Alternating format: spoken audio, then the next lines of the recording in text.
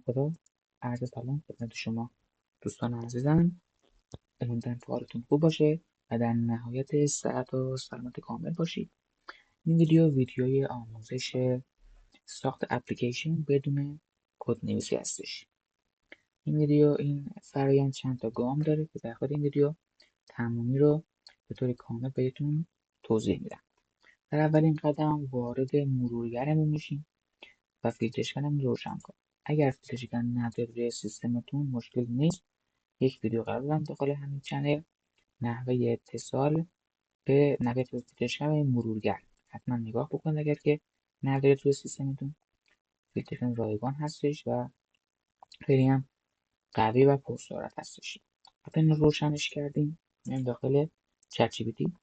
اون برنامه‌ای که میخوایم بسازیم رو بهش با جزئیات کامل توضیح میدیم که دقیق برامون بسازش و بهش هم میگیم که با استفاده از HTML، CSS و JavaScript برامون بنویسیم.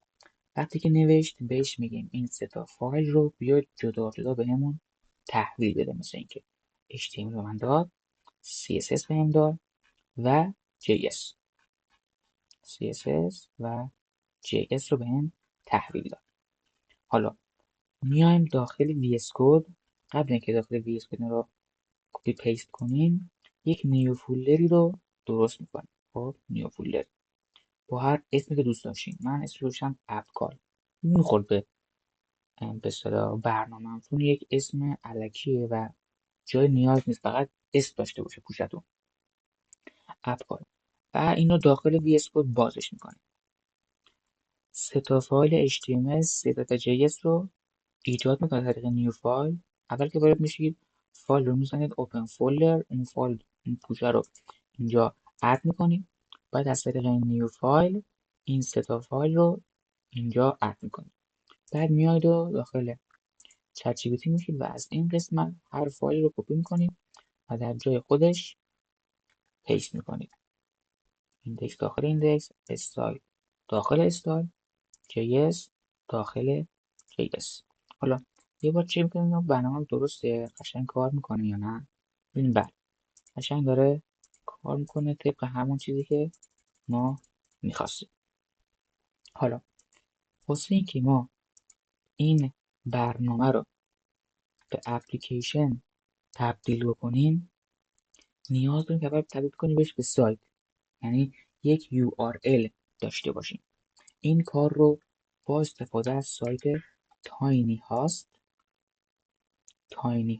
انجام بدیم.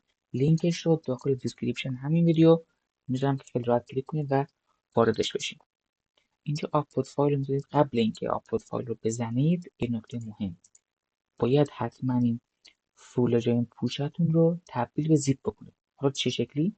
میاد روش، خب کلیک راست ماوس رو میزنید، نوشته اد تو آرشیو و زیپ رو انتخاب میکنید و اوکی میزنید. اوکی. یه بار دیگه بریم. میاد روی پوشتون، کلیک راست ماوس، اد تو آرشیو، زیپ و اوکی رو میزنید. برای ما تبدیل کرد به زیپ. خب حالا وارد تاینی هاست میشیم، آپلود فایل رو میزنیم و اون فایل زیپمون رو اینجا اد میکنیم. صبر کنید برامون بسازتش. کار این سایت همینه، ساخت URL به طور رایگان.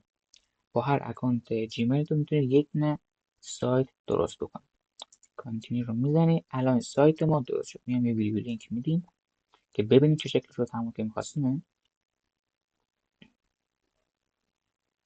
بله همونی که میخواستیم. حالا این URL رو میتونید اینجا کپی بکنید و داخل هر مرورگری باز بکنید انگار که خاص واقعی خریدید. خب این خیلی نیازش داریم واسه تبدیل کردن به اپلیکیشن. کپیش که کردیم دقیقا همین رو کنترل سی میزنید، کپی که میشه میبندیم. حالا واسه تبدیل کردن به اپلیکیشن وارد سایت وب اینتو اپ میشیم. اینم لینکش رو میذارم داخل دیسکریپشن. وب اینتو اپ. اوکی. اینجا دیگه مرحله آخر تبدیل اپلیکیشن ماست. روی پلاس نیو کلیک میکنیم.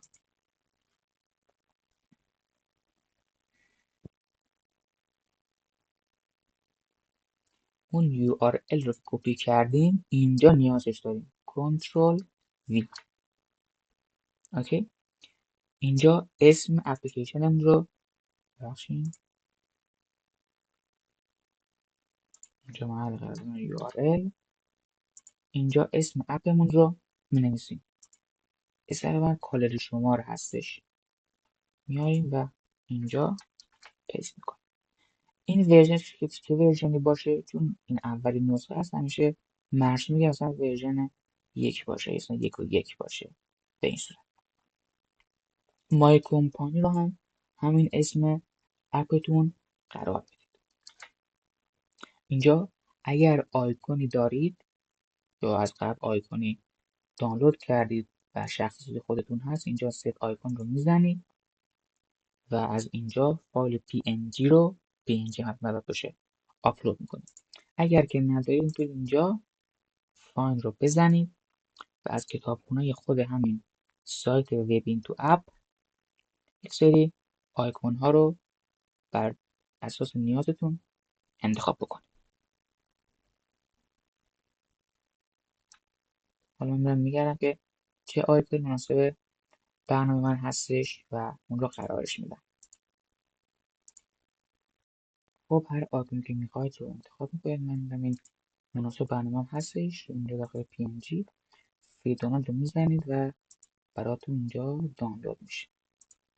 برمیگردیم دوباره به اینجا ست آیکون رو میزنیم داخل دانلود ها و این رو انتخاب میکنیم. این هم از آیکون برنامه.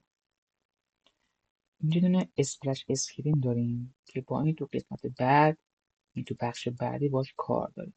اوکی. اینجا بخش دیتابیس اگر بخواید وصل بکنید از قبل داشته باشید که ما نداریم و نیازی هم نیست، یا اگر بخواید تبلیغی اد بکنید از این قسمت میتونید این کارا رو انجام بدید. کار رو که انجام دادیم نکست رو میزنیم. اینجا اسپلش اسکرین، اینجا وقتی که اینو میگه که وقتی که ما اپ رو باز کردیم صفحه اول ما، یعنی چی ما میبینیم در بعد ورود چی باشه، این صفحه لودینگ باشه. میتونی اگر خودت لودینگی داره اینجا سلکت بکنی، اگر نه که میتونی از همین ها استفاده کنی و کاستومایزش کنی. حالا با رنگ های مختلفی که دوست داری میتونی کاستومایز کنی، بهش فونت اضافه بکنی و فونتش عوض بکنی و رنگ بدنش رو تغییر بدی و به این صورت اوکی رو میزنی. برای نسخه فری فقط اندروید اپ در دسترس. اگر شما هم iOS هم اندروید رو بخواید باید یک اشتراک تهیه بکنید که ما همون نسخه فری رو انتخاب میکنیم که فقط برای اندروید هستش.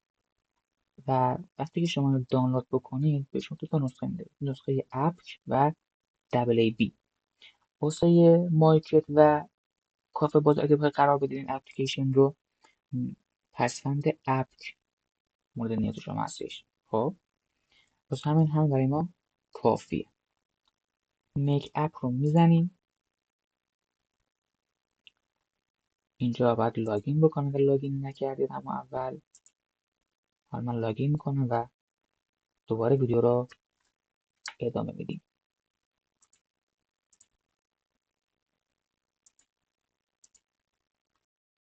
وقتی لاگین کردیم دوباره برمیگردیم به این صفحه.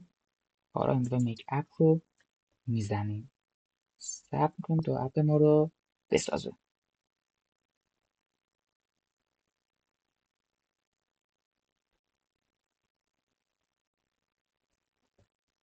که ممکنه طول بکشه.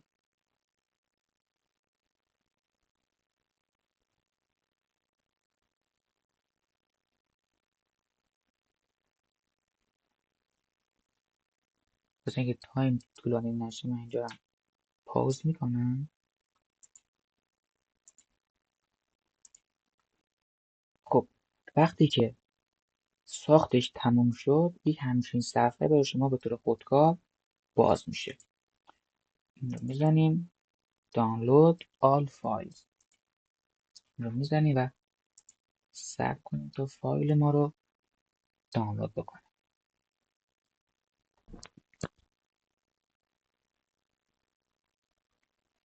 اینم بگم که شما این کارها رو میتونید فقط با یک جیمیل انجام بدید. برای مثلا اپ دوباره خواستید بسازید، باید با یک جیمیل جدید بیاید و داخل تاینی هات ساین کنید، داخل وب این تو اپ ساین کنید و دوباره این روند رو تکرار بکنید.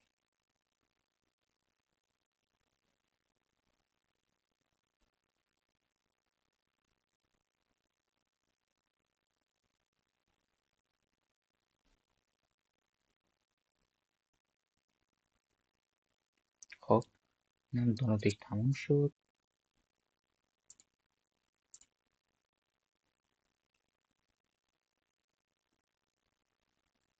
کنیم تا دانلود. اوکی، فایلمون رو باز میکنیم، extract فایل. اوکی،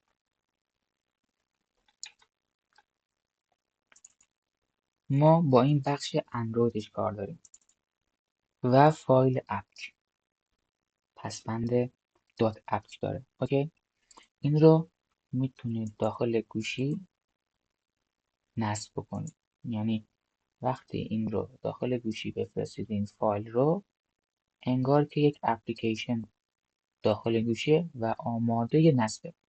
واسه قرار دادن داخل مایکت، کافه بازار و گوگل پلی هم همین فایل کفایت میکنه. میتونید داخل مایکت بذاریدش یا بازار یا گوگل پلی. در ویدیوی بعدی اگر دوست داشتین میتونم نحوه بارگذاری این رو داخل کافه مارکت، کافه بازار یا مارکت براتون بگم. موفق باشید. خدا نگهدارتون.